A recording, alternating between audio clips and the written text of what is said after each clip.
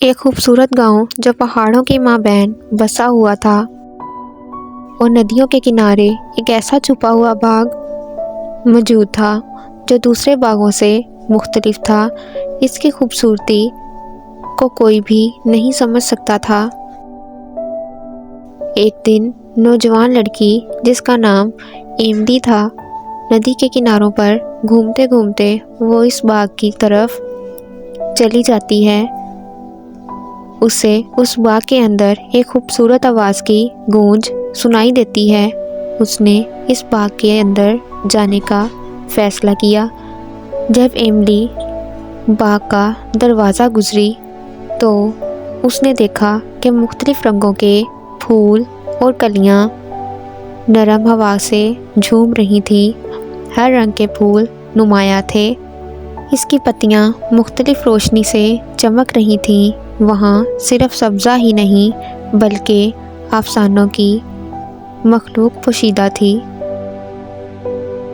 जिसने एमली के हवास को मोह लिया था।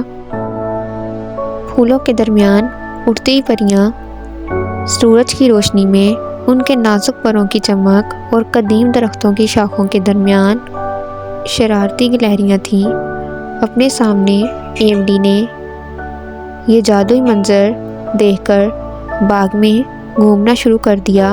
उसने परियों के साथ नाचा, परिंदों के साथ गाना गाया और गिलहरियों के साथ हंसी और ऐसा महसूस करने लगी जो उसने पहले कभी ना किया। जब सूरज ढलने लगा और आसमान को सुनहरी और लाल रंगों में रंगा,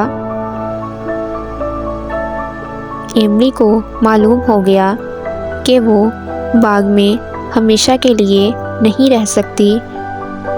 उसने अपने नए दोस्तों को अलविदा कहा और वादा किया कि वो दोबारा एक और दिन वापस आएगी। लेकिन जब वो बाग के दरवाजे से बाहर निकलकर आगे की दुनिया में दाखिल हुई, एमली अपने साथ अपनी